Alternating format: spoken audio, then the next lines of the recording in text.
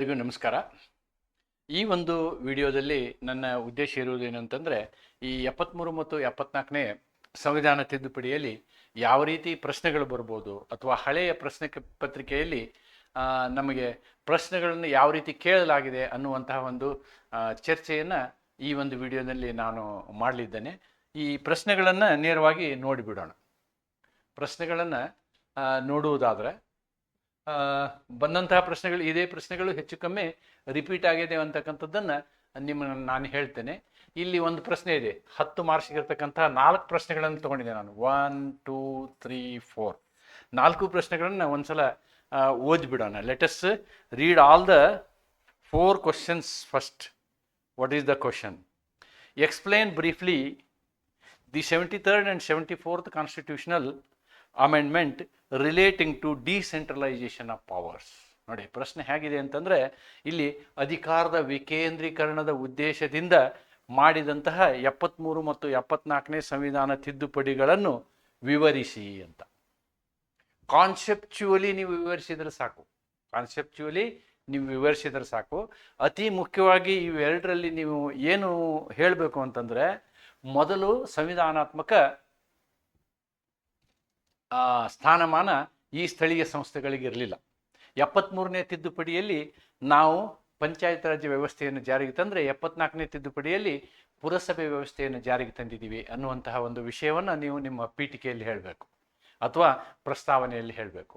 ಇದನ್ನು ಹೇಳ್ತಾ, ಇದು ಸಂವಿಧಾನಾತ್ಮಕ ಸ್ಥಾನಮಾನವನ್ನು ಹೊಂದಿರುವುದರಿಂದ ಇದಕ್ಕೆ ಈ ಸಂಸ್ಥೆಗಳಿಗೆ ಹೆಚ್ಚಿನ ಸ್ವಾಯತ್ತತೆ ಸಿಗುವಲ್ಲಿ ಅನುಕೂಲವಾಗಿದೆ ಅಂತ ಹೇಳಬೇಕು. ನಂತರದಲ್ಲಿ ನಾವು ಈ ಪಂಚಾಯತ್ ರಾಜ್ಯ ವ್ಯವಸ್ಥೆಯಲ್ಲಿ ಏನು ಮಾಡ್ತೀವಿ ಅಂತಂದರೆ, ನಾವು ಚುನಾವಣೆಯನ್ನು ಅಂದರೆ ಪಂಚಾಯಿತಿಗಳನ್ನು 3 ಹಂತದ ಪಂಚಾಯಿತಿಗಳನ್ನು ಹೊಂದಿದ್ದೀವಿ. ವಿಲೇಜ್ ಪಂಚಾಯಿತಿ, ಮಧ್ಯಂತರ ಪಂಚಾಯಿತಿ ಮತ್ತು ಜಿಲ್ಲಾ ಪಂಚಾಯಿತಿ ಅಂತಕ್ಕಂಥದ್ದನ್ನು ನಾವು ಹೊಂದಿದ್ದೀವಿ. ಈ ಪಂಚಾಯಿತಿಗೆ ಸದಸ್ಯರುಗಳನ್ನು ನಾವು ನೇರವಾಗಿ ಚುನಾವಣೆ ಮಾಡ್ತೀವಿ. ಈ ಸದಸ್ಯರನ್ನು ಆಯ್ಕೆ ಮಾಡುವಂತಹ ಸಂದರ್ಭದಲ್ಲಿ ನಾವು ಅಲ್ಲಿ ಏನು ಮಾಡ್ತೀವಿ ಅಂತಂದರೆ, ಸದಸ್ಯರ ವಿಷಯದಲ್ಲಿ ಮೀಸಲಾತಿಯನ್ನು ಕೂಡ ಅಳವಡಿಸಿದ್ದೀವಿ. ಮೀಸಲಾತಿ ಹೇಗಿರುತ್ತೆ ಅಂತಂದರೆ, SC ಮತ್ತು STಗಳ ಜನಸಂಖ್ಯೆಗೆ ಅನುಗುಣವಾಗಿ ಅವರಿಗೆ ಸ್ಥಾನಮಾನಗಳನ್ನು ಕೊಡಲಾಗ್ತದೆ. ಆ ಕೊಟ್ಟಂಥ ಸ್ಥಾನಮಾನದಲ್ಲಿ ಕನಿಷ್ಠ 1/3 ಮಹಿಳೆಯರಿಗೆ ಮೀಸಲಿಡಲಾಗ್ತದೆ. ಅಂದರೆ ಮೀಸಲಾತಿಯಲ್ಲಿ ಮೀಸಲಾತಿ. ಅದಲ್ಲದೆ ಉಳಿದ ಎಲ್ಲ ಸದಸ್ಯರುಗಳನ್ನು ಚುನಾವಣೆ ಮಾಡುವ ಸಂದರ್ಭದಲ್ಲಿ ಅವರಿಗೂ ಕೂಡ ನಾವೇನು ಮಾಡ್ತೀವಿ, 1/3 ಮಹಿಳೆಯರಿಗೆ ಸ್ಥಾನವನ್ನು ಕನಿಷ್ಠ ಪಕ್ಷ ಮೀಸಲಿಡಬೇಕು ಅಂತಕ್ಕಂಥದ್ದನ್ನು ನಾವು ನೋಡ್ಬೋದು. ಮತ್ತು ಅಲ್ಲಿ ಗ್ರಾಮ ಸಭೆ ಅಂತಕ್ಕಂಥ ಒಂದು ಸಭೆ ಹೇಗಿರ್ತದೆ ಅಂದರೆ, ವೋಟರ್ ಲಿಸ್ಟಿನ ಎಲ್ಲ ಸದಸ್ಯರು ಗ್ರಾಮ ಸಭೆಯ ಸದಸ್ಯರಾಗಿರ್ತಾರೆ. ಈ ರೀತಿಯಾದಂತಹ ವ್ಯವಸ್ಥೆಯಿಂದ 3 ಹಂತದ ಪಂಚಾಯಿತಿಗಳು ನಡೀತವೆ. ಅದು 3 ಹಂತದ ಪಂಚಾಯಿತಿಗಳಿಗೆ ನೇರ ಚುನಾವಣೆ ನಡೀತದೆ. ಗ್ರಾಮ ಪಂಚಾಯಿತಿಯ ಸದಸ್ಯರಿಗೂ ನೇರ ಚುನಾವಣೆ, ತಾಲೂಕು ಪಂಚಾಯಿತಿ ಅಥವಾ ಮಧ್ಯಂತರ ಪಂಚಾಯಿತಿಯ ಸದಸ್ಯರಿಗೂ ನೇರ ಚುನಾವಣೆ, ಮತ್ತು ಜಿಲ್ಲಾ ಪಂಚಾಯಿತಿಯ ಸದಸ್ಯರಿಗೂ ನೇರ ಚುನಾವಣೆ ನಡೀತದೆ ಅಂತ ಹೇಳಬೇಕು. ಅಲ್ಲದೆ ಗ್ರಾಮ ಪಂಚಾಯಿತಿಯನ್ನು ಹೊರತುಪಡಿಸಿ ಮಧ್ಯಂತರ ಪಂಚಾಯಿತಿ ಮತ್ತು ಜಿಲ್ಲಾ ಪಂಚಾಯಿತಿಗಳಿಗೆ MLAಗಳು ಮತ್ತು ಲೋಕಸಭಾ ಸದಸ್ಯರಾಗಿರ್ತಾರೆ. ಆದರೆ ರಾಜ್ಯಸಭಾ ಸದಸ್ಯರು ಮತ್ತು ವಿಧಾನ ಪರಿಷತ್ತಿನ ಸದಸ್ಯರು ಒಂದು ವೇಳೆ ಯಾವ ಹಳ್ಳಿಯಲ್ಲಿ ಅಥವಾ ಯಾವ ಹಳ್ಳಿಗೆ ಅವರು ಸೇರಿರ್ತಾರೋ, ಯಾವ ಗ್ರಾಮಕ್ಕೆ ಅವರು ಸೇರಿರ್ತಾರೋ, ಆ ಗ್ರಾಮಕ್ಕೆ ಸಂಬಂಧಪಟ್ಟಿರುವ ಮಧ್ಯಂತರ ಪಂಚಾಯಿತಿ ಮತ್ತು ಜಿಲ್ಲಾ ಪಂಚಾಯಿತಿಗೆ ಅವರು ಕೂಡ ಸದಸ್ಯತ್ವವನ್ನು ಹೊಂದಿರ್ತಾರೆ. ಈ ರೀತಿಯಾದಂಥ ಒಂದು ವ್ಯವಸ್ಥೆಯನ್ನು ನಾವೇನಂತೀವಿ, ಪಂಚಾಯತ್ ರಾಜ್ಯ ವ್ಯವಸ್ಥೆ ಅಂತೀವಿ.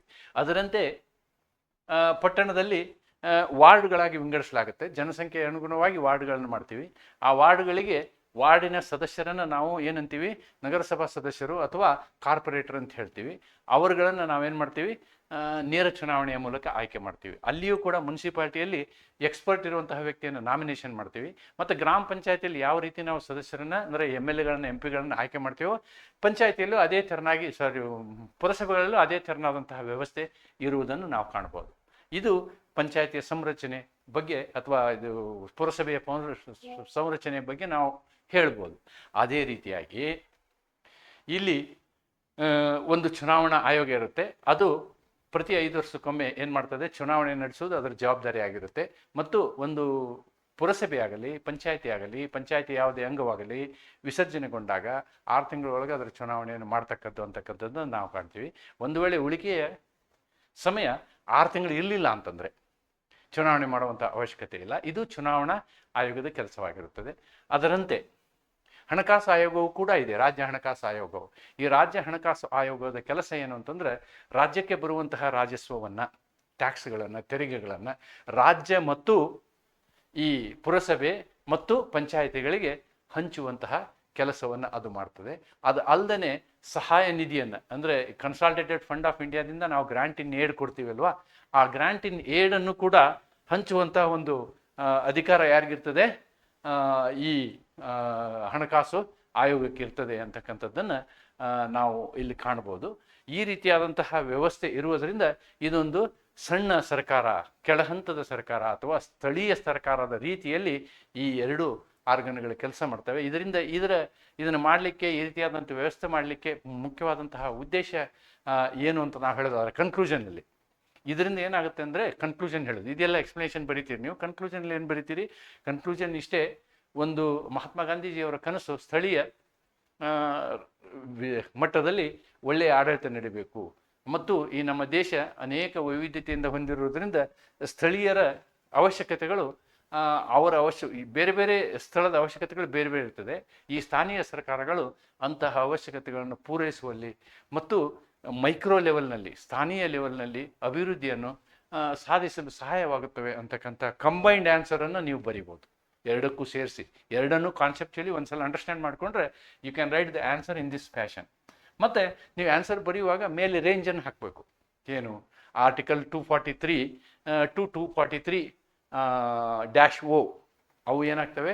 ಆ ಆರ್ಟಿಕಲ್ಗಳು ಪಂಚಾಯತಿಗೆ ಸಂಬಂಧಪಡ್ತವೆ. ಇದರ ಆರ್ಟಿಕಲ್ಗಳನ್ನು ನೀವೇನು ಬರಿಬೋದು? ಆರ್ಟಿಕಲ್ 243 ಅಲ್ಲೇನಾಯಿತು? ಓ ಆಯ್ತಲ್ವ, ಪಿ ಇಂದ ನೆಕ್ಸ್ಟ್ ಏನು ರೇಂಜ್ ಇದೆ ಆರ್ಟಿಕಲ್ ಬರೀಬೇಕು. ಅಲ್ಲಿ ಏನಾಗುತ್ತೆ ಅಂತಂದರೆ, ನಿಮಗೆ ಇದರಲ್ಲಿ ಯಾವುದರಲ್ಲಿ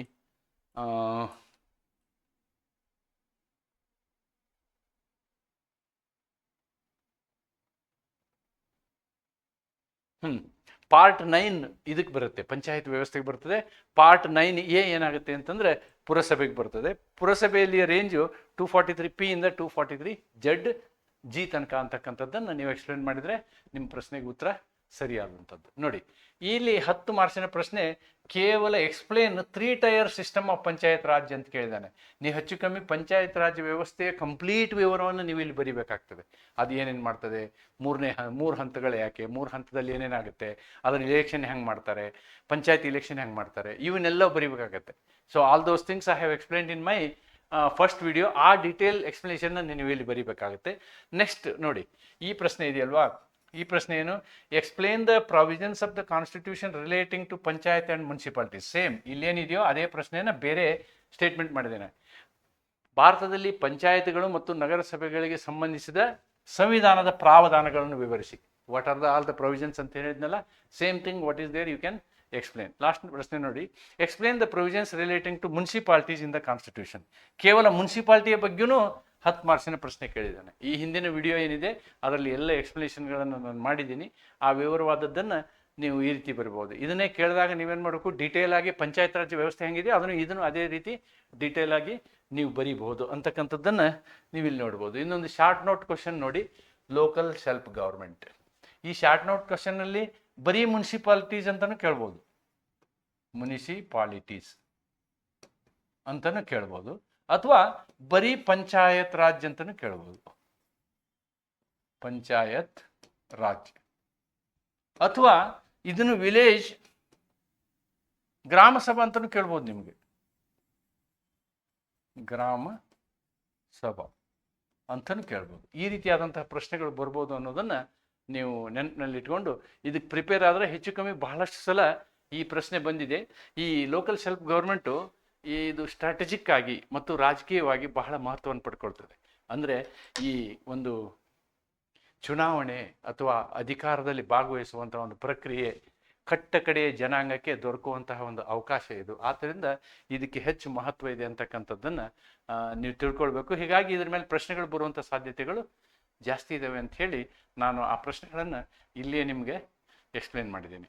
ಇದು ನಿಮಗೆ ಹೆಲ್ಪ್ ಆಗುತ್ತೆ ಪರೀಕ್ಷೆಗೆ ಅಂತೇಳಿ ಅಂದ್ಕೊಂಡು ಮತ್ತೊಮ್ಮೆ ಈ ಒಂದು ಕ್ಲಾಸಿಗೆ ಇದನ್ನು ವಿಡಿಯೋನ ನೀವು ನೋಡಿ ಅಟೆಂಡ್ ಮಾಡಿರೋದಕ್ಕೆ ನಿಮಗೆ ಧನ್ಯವಾದವನ್ನು ಹೇಳ್ತಾ, ಇದು ನಿಮ್ಮ ಈ LLB ಪರೀಕ್ಷೆಗೆ ಅನುಕೂಲ ಆಗಲಿ ಅನ್ನುವಂತಹ ಆಶಯವನ್ನು ಇಟ್ಕೊಂಡು ಈ ವಿಡಿಯೋನ ಇಲ್ಲಿಗೆ ನಾನು ಮುಗಿಸ್ತೇನೆ. Thank you.